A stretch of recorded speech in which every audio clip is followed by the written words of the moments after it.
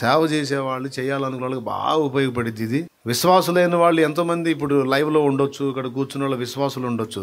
మీ బతుకంతా విశ్వాసులుగానే ఉంటారేంది? దేవుని పని చేయరా? దైవ సేవ చేయరా? కోర్స్ ప్రసంగ పీఠికలకి ప్రసంగాలు దంచకపోయినా నువ్వు ఒక మామూలు బిలీవర్గా నుండైనా సరే ఎంతోమందిని రక్షించవచ్చు. నువ్వు ఒక సేవకురాల్లాగా ఎంతోమందిని ప్రభావితం చేయొచ్చు. నీ ఆత్మీయత, భక్తి, ప్రేమ చేయొచ్చు, చాలామందిని ప్రభావితం చేయొచ్చు. సేవకురాండ్ర గురించి చెప్తున్నాను. పాయింట్ గుర్తుంది కదా? కలుసుకుంటే ఎలా ఉంటుంది మైండ్ అనేది. దేవుణ్ణి కలుసుకున్నారు, ఆత్మల కొరకు భారంతో మూలిగారు, ఏడ్చారు, ప్రార్థన చేశారు, ఆహారం లేక అలమటించారు, ప్రార్థన చేసుకొని ఎప్పుడో దేవుడు పంపిస్తే తిన్నారు, దేవుడు ఉంచితే అలా పస్తులుండి పొట్ట మార్చుకొని దేవుని వైపు చూచారు. ఒక్కొక్క ఆత్మని క్రీస్తు కొరకు సంపాదించి రక్షణలోకి నడిపించి ఎన్నో జీవితాలు, వందలు వేల జీవితాలని ప్రభావితం చేశారు. ఒక్కడు కాదు, ఒక సమూహం కష్టం అది, ఒక సమూహం యొక్క త్యాగం. ఈరోజు నేను చేస్తున్న పరిచర్య కూడా నా ఒక్కడి మొనగాడితనం కాదు, నా ఒక్కడి గొప్పతనం కాదు.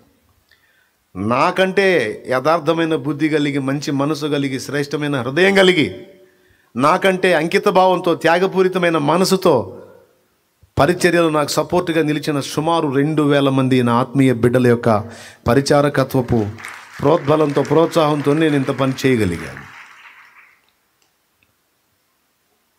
వేలాది ఆత్మల రక్షణలోకి వచ్చినాయి అంటే ఎంతోమంది నా ఆత్మీయ బిడ్డల శ్రమ, ప్రయాస, కష్టం, త్యాగం, భారం ఉంది. నా మనసుకు నాకు ఎన్నోసార్లు అనుకున్నాను వాళ్ళ చెప్పులు పట్టడానికి కూడా అర్హుణ్ణి కాదని. యేసయ్య చెప్పులు కాదు, నన్ను వెంబడించిన నా ఆత్మీయ పిల్లల చెప్పులు పట్టడానికి కూడా నాకు అర్హత లేదేమో అనుకుంటాను నేను. అంటే ఇదేదో మెహర్బానీ కోసం చెప్పడం కాదు, అబ్బా ఎంత తగ్గింపో శాలేమన్నా చూడండి అని ఏదో మీరు అనుకుంటారని చెప్పట్లా. My inner feeling, open heart. ఏ దైవజనురాలైతే దేవుణ్ణి కలుసుకొని ఉంటుందో ఆ సేవ తప్పకుండా ముందుకెళ్ళిద్ది. ఏ దైవజనుడు దేవుణ్ణి కలుసుకొని, ఏ దైవజనాలు కలుసుకునే స్థితిలో ఉందో పాపం ఎంత కష్టపడ్డా ఎక్కువ ముందుకెళ్ళదో. అంతే.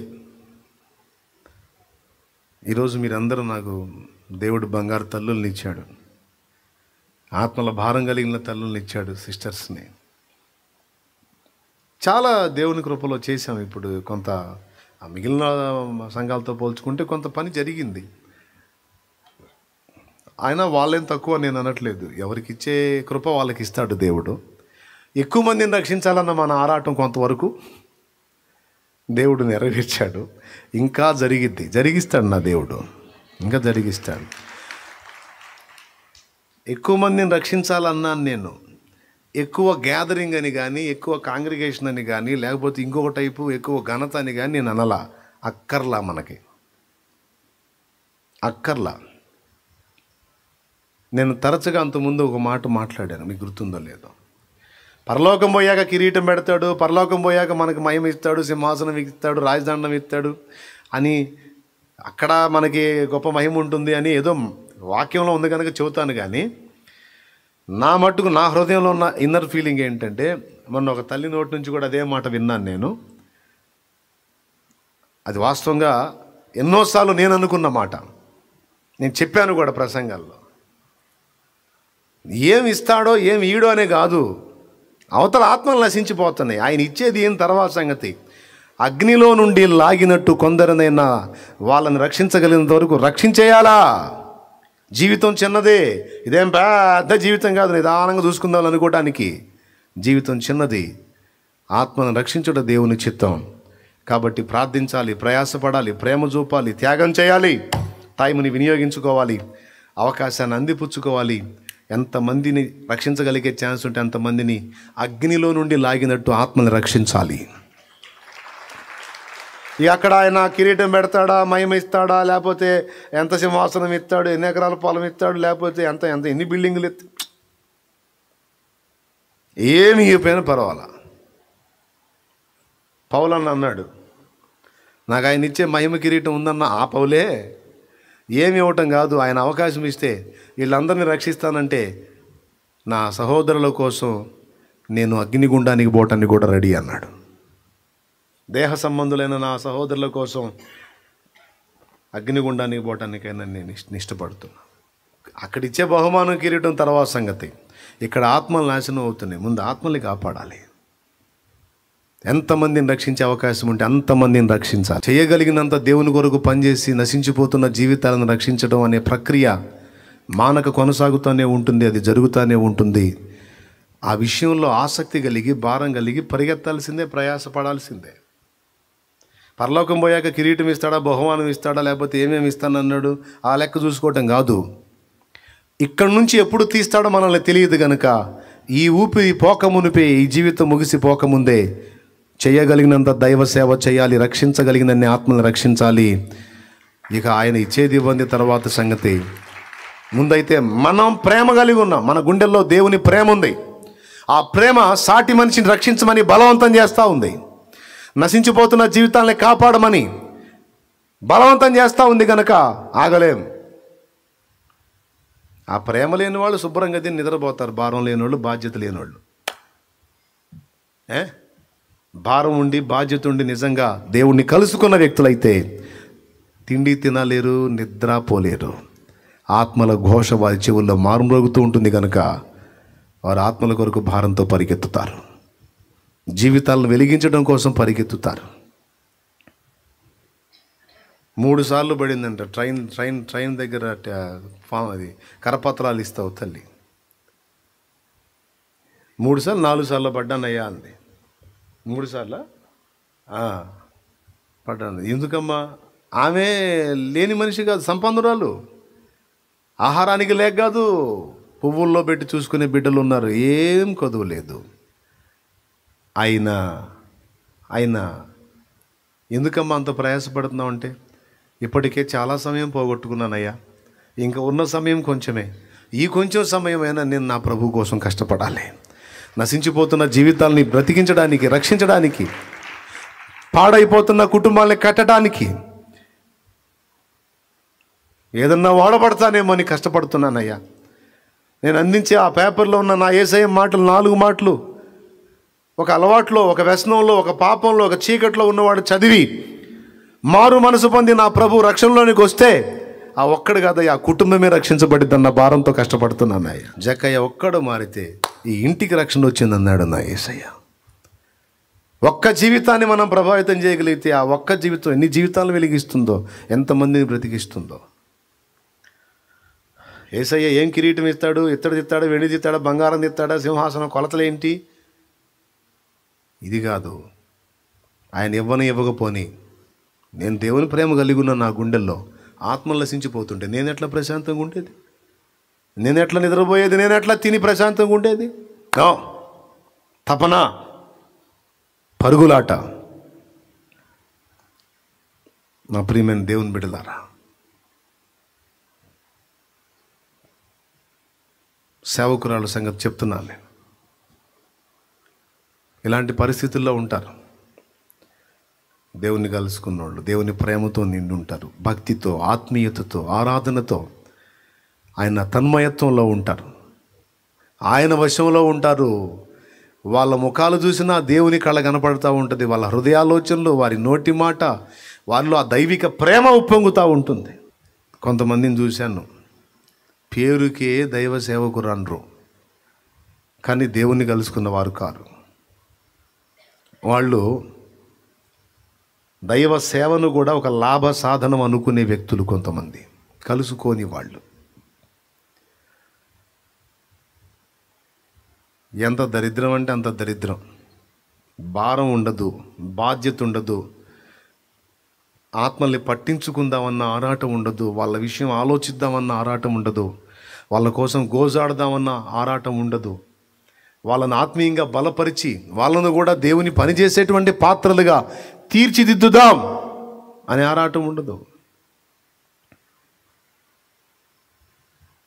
కలుసుకుంటే కదా ఆ భారం వచ్చేది. సమాజం పట్ల, దేవుని పట్ల కలుసుకోలే. ఏదో అదృష్టం కొద్దీ భర్త పాస్టర్ అయ్యాడు, ఇక భార్య కూడా ఆయనతో పాటు గుంపులో చేరిందన్నమాట. చేరింది కానీ లోపల మాత్రం దేవుని సంబంధమైన ఆలోచనలు లేవు, వేరే ఆలోచనలు. లోక సంబంధమైన వ్యక్తిత్వం, లోక సంబంధమైన ఆలోచనలు. నో. ఎంతమంది దైవజనురాలు ఈ మాట వింటారో జాగ్రత్త తల్లి. నిన్ను నువ్వు విమర్శించుకో. నేను చెప్పిన కొలతలు నీలో ఉంటే నువ్వు కలుసుకున్నావు దేవుణ్ణి. ఒకవేళ లేకపోతే కలుసుకోవాలా నువ్వు. ఒకవేళ నీ హస్బెండ్ ఒకవేళ సేవకుడై ఉండి బలహీనుడైతే, నువ్వు దేవుణ్ణి కలుసుకున్న దానివైతే నువ్వైనా దేవుని కొరకు నిలబడొచ్చు, నిలబెట్టొచ్చు దేవుని పని. మందతో వ్యవహరించే తీరు వచ్చేస్తుంది. కొంతమందికి సంఘంలోని బిడ్డలతో ఎలా ప్రవర్తించాలో తెలియదు, ఎలా మాట్లాడాలో తెలియదు, ఏ విధంగా వ్యవహరించాలో తెలియదు. కానీ పేరుకు మాత్రం దైవజనుడు, దైవజనురాలు.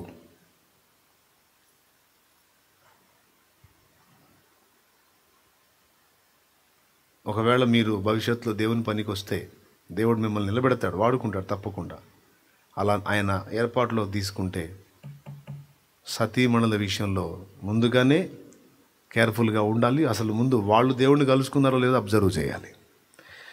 వాళ్ళలో ఆ భారం ఉందో లేదో కనిపెట్టాలి, లేకపోతే అవగాహన కల్పించాలి. మనల్ని ప్రేమించి ప్రాణం పెట్టాడు కదా అమ్మాయి, తన యవన రక్తాన్ని ఆఖరి రక్తబొట్టు వరకు మన కోసం దారపోసాడే. ఎవరో ఒకరు చెబితే మనం విని రక్షించబడ్డాం ప్రభు గురించి.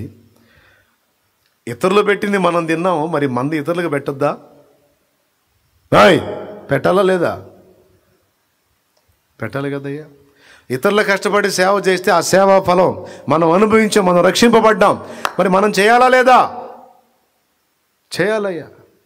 నేను కూడా ఇష్టపడుతున్నా, దేవుని కొరకు బ్రతకాలి, దైవ చిత్తం చేయాలి, నాకు ఇష్టమేనయ్యా. నేను కూడా ఆయన గోజాడుతున్నా, దేవా నీ పని కొరకు వాడుకోమని. అవునా? ప్రార్థనేనా, లేకపోతే ఇంకా అసలు అడిగించుకోదు కలుసుకున్న వ్యక్తి. విశ్వాసిగా ఉండే ఆ కళ చూపిస్తుంది, విశ్వాసిగా ఉండే ఆ సేవకత్వపు కొలత చూపిస్తుంది. అందులో మొట్టమొదటిది దైవిక ప్రేమ, సాటి మనిషిని ఆదరించటం, ఆతిథ్యం ఇవ్వటం, సన్మానించి మాట్లాడటం, గౌరవనీయంగా బ్రతకటం, వ్యవహరించటం. ఈ కొలత చూపిస్తుంది ఆటోమేటిక్గా. దేవునికి స్తోత్రం కలుగునుగాక. హల్లెలూయా. ఏమైనా అర్థమవుతుందా? అర్థమవుతుందా ఎంతమందికి?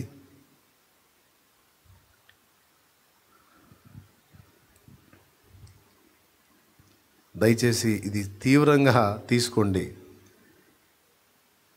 ఒకవేళ ఈ లక్షణాలు లేకపోతే నువ్వు ఇంకా సరిగ్గా దేవుని చిత్తం ఎరగల, ఆయన్ని సమీపంగా కలుసుకోవాలా.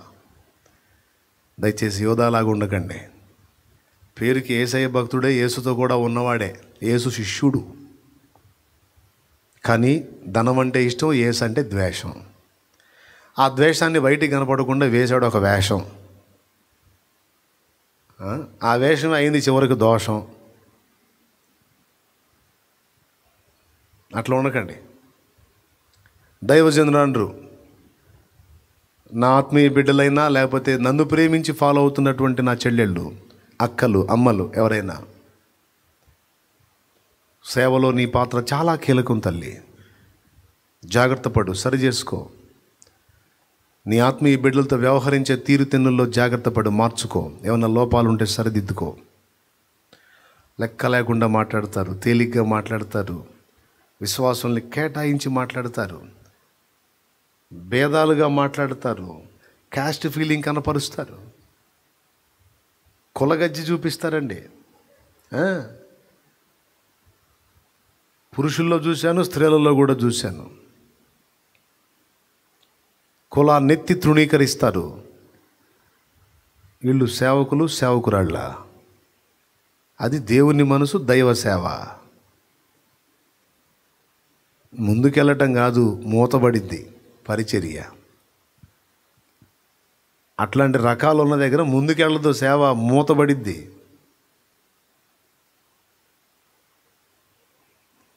దేవునికి స్తోత్రం కలుగునుగాక.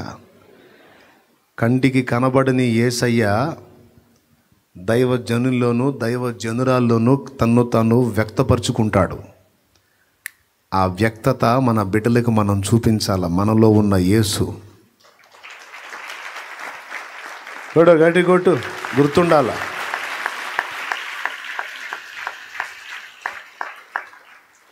ఆ వ్యక్తత మనలో నుంచి సమాజానికి వ్యక్తమైనప్పుడే కనెక్ట్ అవుతారు సమాజం. పండుబోతుల్లాగా, తిండిబోతుల్లాగా, నిద్రబోతుల్లాగా, సోమరిపోతుల్లాగా, వదలబోతుల్లాగా ఉండరాదు. దేవుని మహాకృపను బట్టి నాకు ఇచ్చిన భాగస్వామి విషయంలో ఒక మాట చెప్తాను. నేను నా భార్య నేను పొగుడుకోవడం కాదు, ఒక మైనస్ చెప్తా, ఒక ప్లస్ చెప్తా, రెండు చెప్తాను నేను. మైనస్ ఏంటంటే ఆమె ప్రసంగ పీఠికెక్కి ప్రసంగం చేయకపోవటం. కనీసం ఒక స్త్రీల సమాజాన్ని కూడా నడిపించలేని స్థితిలో నా భార్య ఉంది. కారణం తనకు చదువు రాదు. రెండవది, నేను దేవుని పనిలోకి వచ్చిన తర్వాత తను అంత ప్రశాంతంగా ఉండి అంతా విని అధ్యయనం చేసి లైన్లోకి వచ్చి ప్రకటించే అవకాశం తనకి దొరకలేదు. దేవుడు నన్ను బలంగా వాడుకోవటం మొదలుపెట్టిన తర్వాత ఇక నాకు సపోర్టింగ్లోనే తన టైం నడిచిపోయింది ఇంతవరకు. ఇది మైనస్. నాతో పాటు ఆమె కూడా ఒకవేళ సహకారిగా ఉండి ఇద్దరం కలిసి ప్రకటించే మెట్టున్నట్టయితే అది ఇంకొక టైపులో ఉండేదేమో. సో అదొక మైనస్ అనుకుంటాను నేను. ప్లస్ ఏంటో తెలుసా?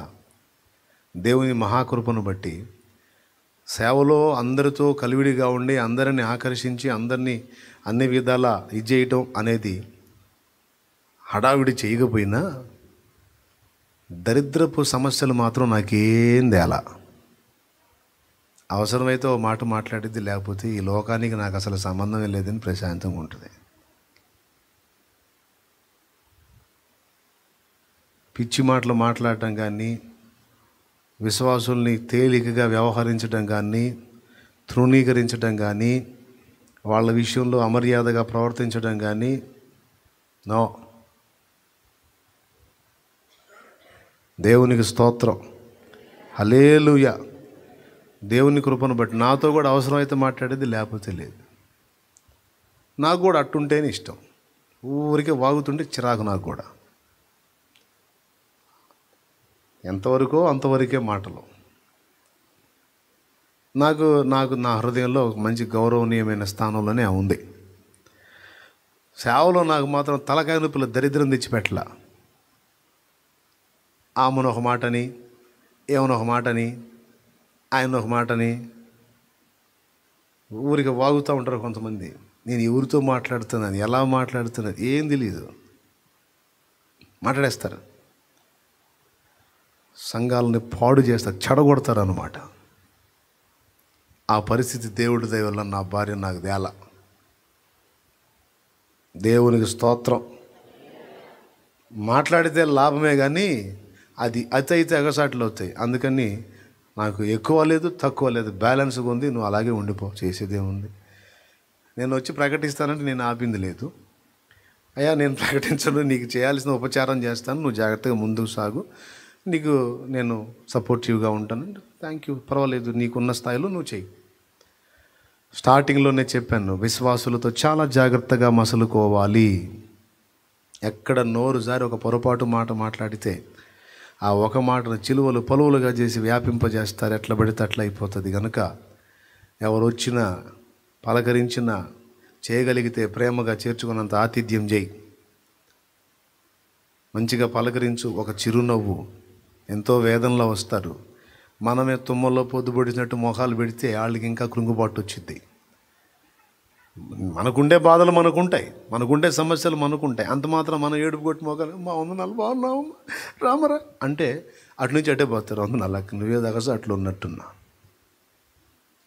స్తోత్రం.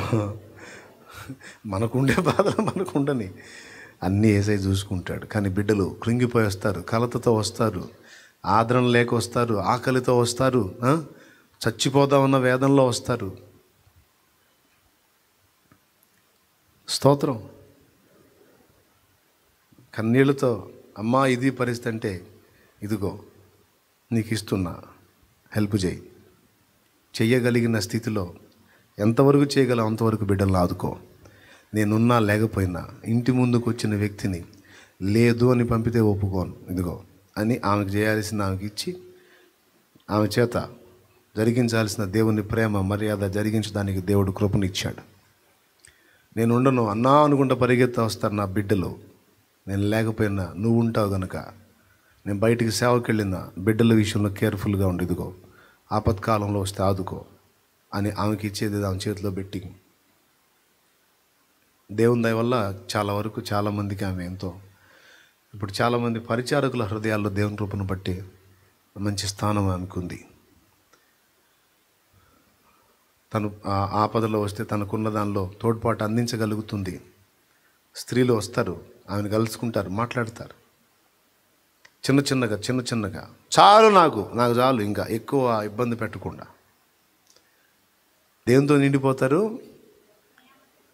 దేవుణ్ణి కలుసుకునే వాళ్ళు దేవుణ్ణి ప్రేమించే ఆ ప్రేమతో నిండిపోతారు. ఫస్ట్ దేవుణ్ణి ప్రేమిస్తారు, ఆ తర్వాత ఆ దేవుడు ప్రేమించే మనుషుల్ని ప్రేమిస్తారు. ప్రేమతో నిండిపోతారండి. ప్రేమ నిండిపోయిన హృదయంలో పలకరింపు ఎలా ఉంటుంది? ప్రేమించే వ్యక్తి పలకరింపు ఎట్లా ఉంటుంది? ఏదా బాడా అంటారా? అదే బాడా అంటారా? నిన్ను చాలా ప్రేమించే వ్యక్తి ఎలా స్వాగతిస్తారు?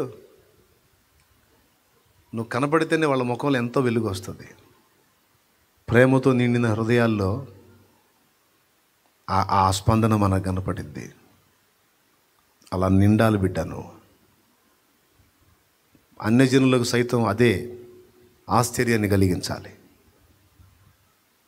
నేనెవరిని, నా గురించి ఆ అక్క ఎందుకంత ఆలోచించాలి? నా భర్తతో నేను పడే బాధ ఏదో పడుతుంది, కానీ అక్క నన్ను ఎందుకు అలా రిసీవ్ చేసుకోవాలి? నా విషయంలో అంత భారం ఎందుకు కలిగి ఉండాలి? ప్రేమ, దేవుని ప్రేమ.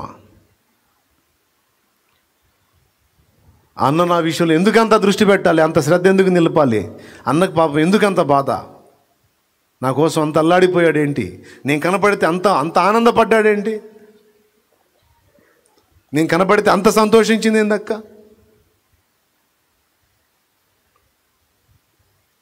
అతిథి ప్రియత్వం, ప్రేమ నిండిన హృదయాల్లో అతిథులు వస్తే వచ్చారుగా, వచ్చి సచ్చారుగా అనుకోరు.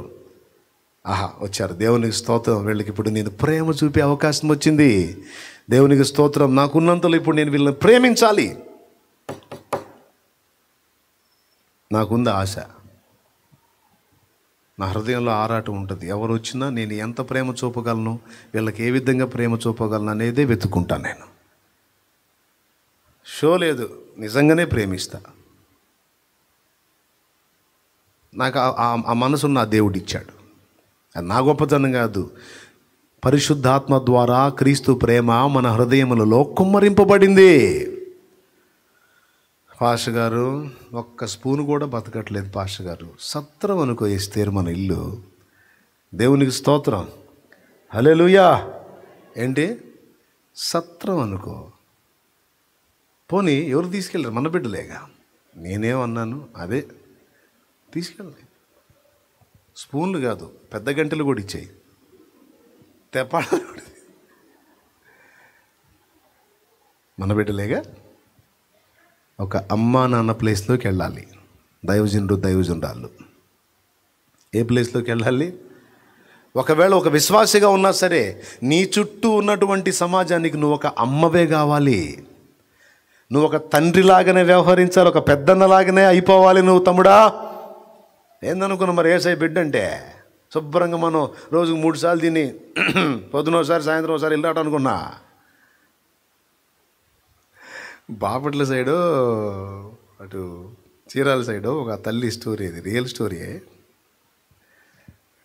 ఒకసారి విన్నాను నేను. ప్రేమ గల మనుషులండి, ఎంత మంచిదంటే ఆమె ఇంటి ముందు బోర్డు పెట్టిద్దంట. బోర్డు పెట్టి రోజు దేవుని వాక్యం ఒకటి రాసిద్దంట. రాసి ఆ సమాజంలో యేసుప్రభు నమ్ముకున్న బిడ్డలు ఎక్కువ మంది ఉన్నారు, కొంతమంది అన్యులు ఉన్నారు. ఆ సమాజంలో ఎవరిదైనా సమస్య ఉంటే ఆ సమస్య తను తీసుకొని ప్రార్థన చేస్తూ, ఫలానా బిడ్డ, మన సమాజంలో ఫలానా బిడ్డ ఈ సమస్యలో ఉంది, ఆమె కోసం ప్రార్థన చేయండి అని రాసిందంట బోర్డు మీద. ఎవరికి ఏ బాధ వచ్చినా తను చేయగలిగినంత వాళ్ళకు మేలు చేయటానికి తప్పించే హృదయం ఆమెది, ప్రేమ గల హృదయం. ఆ సమాజం మొత్తానికి తెలుసు. డైలీ పొద్దున్నే ఆ బజార్ మీదకి పోయేవాళ్ళు బోర్డు మీద ఈరోజు తల్లి ఏమి రాసిందని చూస్తారు, ఏమి రాసిందని చూస్తారు. ఆమె కంటే కొద్దిగా తక్కువ వయసు వాళ్ళు అక్క ఏమి రాసింది ఈరోజు చూస్తారు. చూసి ఆ వాగ్దానం చూసుకొని, ఆ మాట చూసుకొని, అందులో ఉన్న ఏదన్నా విషయాలు ఉంటే ప్రార్థన చేయాల్సినవి చూసుకొని వెళ్తూ ఉంటారు. అన్యులు కూడా గమనిస్తూ ఉంటారు. అలాంటి ప్రదేశం అది, ఆమె ఉన్న ప్రాంతం. ఓ రోజు ఆమెది పరుసు పోయిందంట. పరుసు, అందులో 2000 ఉందంట. 2000 ఉంది, ఆ పరుసు పోయింది. ఆ బోర్డు మీద రాసింది, నా పరుసు పోయింది, అందులో 2000 ఉన్నాయి, ఎవరికైనా దొరికితే తెచ్చి ఇవ్వగలరు. అంటే ఇక ఆ రోజు ఆ బోర్డు మీద రాసిన తర్వాత ఇక మరుసటి గంట నుంచి తడవకో పరుసు ఆ ఇంట్లో పడుతుందంట 2000తో. దేవునికి స్తోత్రం కలుగును గాక. చెప్పు, గట్టిగా చెప్పండి. ఏందండి వాక్యం చెప్పండి. నేనా నీరసం అవ్వాలి, మీరు అల్లెల్లే అంటారు ఏందండి? తడవకో పరుసు వచ్చి పడుతుంది లోపల. సరే, ఆ రోజంతా పడతానే ఉండే. 2000 ఓ పరుసు, ఆ ఇంటి మెల్లలో తడవకో పరుసు పడుతుంది. చివరికి ఆ బోర్డు మీద నా పరుసు పోయింది అన్నది ఉంది కదా, దాన్ని చెరిపేసి ఇక చాలు నా పరుసు దొరికింది అన్నట. ఇక చాలు నా పరుసు దొరికిందని రాసిందంట. అయినా కూడా ఇంక 2-3 పరుసులు పడ్డాయి, ఇంక ఆగిపోయింది. ఏమైందో మీకు అర్థమైందా? ఆమె పరుసు పోయింది, ఆడపోయిందో పోయింది. ఆమె మామూలుగా ఇస్తే తీసుకోదు. ఎవ్వరికి ఏ ఇబ్బంది వచ్చినా సరే తన దగ్గర ఉంటే మాత్రం లాకేత్నం ఇస్తే లే, దాకోమిస్తే ఎద్దు అన్న పదం లేదు, ఇచ్చేస్తుంది. పైగా ఆ సమస్యను ఇతరులు కూడా చెప్పి ప్రార్థన చేపిస్తుంది, తను చేస్తుంది. భారం కలిగి ఉంటుంది. అంత ప్రేమతో నిండిన హృదయం కలిగిన తల్లి. ఆమెకి 2000 పరుసు పోయిందనేసరికి సమాజంలో ఉన్న వాళ్ళందరూ, అక్క పరుసు పోయిందంట. ఎంత పోయినాయి అంట? 2000 పోయినాయి అంట. రాసింది, బోర్డు మీద రాసింది. అట్లయితే నువ్వు ఇవ్వచ్చుగా. అదే నేను అనుకుంటున్నా. ఎంత ఇవ్వాలా? 4000 వేయవచ్చా? 2000 వేయాలా? 2000 కదా పోయింది, 2000 పెట్టేస్తే అక్క పరిసే అనుకుంటుంది. అక్క పరిసే ఏ కలర్లో ఉంటే మనకేం తెలుసు? ఏదో ఒకటి నువ్వు ఏ అవకాశం వచ్చింది. ప్రేమను ఉత్పత్తి చేస్తుంది. కొంతవరకు కాఠిన్యంగా కనపడ్డా కొంతమంది, నువ్వు ఆ ప్రేమను విత్తుతూ ఉంటే తప్పకుండా దాని ఫలాన్ని తప్పకుండా కోస్తావు. ఆమేన్. భలే ఉంది కదా. మనకు కూడా అట్ట పరుసులు పడితే బాగుండు. పడతాయి, కానీ ముందు మన పరుసు ఖాళీ చేయాలా? దేవునికి స్తోత్రం కలుగును గాక. ఏం చేయాలి? ముందు మన పరుసు ఖాళీ చేసే బుద్ధి మన దగ్గర ఉండాలి. అప్పుడు అమర్యాదగా నడువనిది, అపకారం చేయనిది, అన్నిటినీ ఓర్చునది, అన్నిటినీ నమ్మునది, స్వప్రయోజనం చూసుకొననిది, సత్వరమే కోపపడనిది, డంబము లేనిది, మత్సరపడనిది, అన్నిటికీ ప్రేమ ఒక్కటి. ప్రేమే జగతికి మూలం, ప్రేమే దైవ స్వరూపం, ప్రేమే నిత్య జీవం, ఆ ప్రేమే మోక్ష మార్గం, ప్రేమే జగతికి మూలం.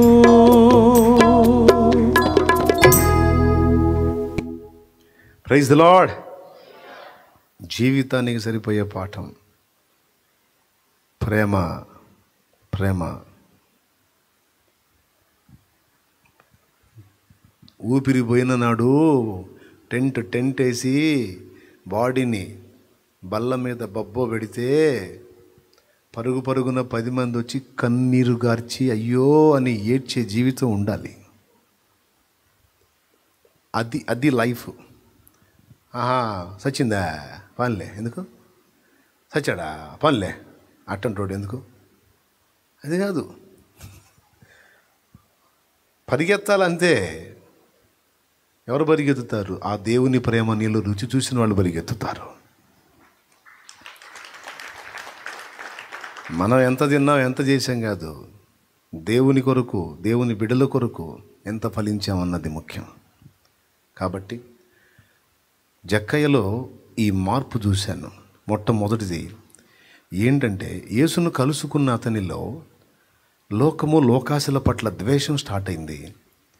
యేసయ్య పట్ల సాటి సమాజం పట్ల ప్రేమ మొలకెత్తింది. ఎంత సాహసం అంటే ఆమూలాగ్రంగా ఇంకా లక్ష్య పెట్టలా ధనాన్ని, నాకు యేసు చాలు అని ఆ మైండ్ సెట్ ఎలా అయిందంటే రివర్స్ అయిపోయిందండి. సమాజాన్ని అప్పటిదాకా లక్ష్య పెట్టని మనసు సమాజాన్ని ప్రేమించటం మొదలుపెట్టింది. దేవునికి స్తోత్రం కలుగును గాక. హల్లెలూయా. తన గురించి ఆలోచించడం మానేసి ఎదుటి వాళ్ళ గురించి ఆలోచించడం మొదలుపెట్టింది. ఈ మనసు కనబడిద్ది దేవుణ్ణి కలుసుకున్న వారి హృదయంలో.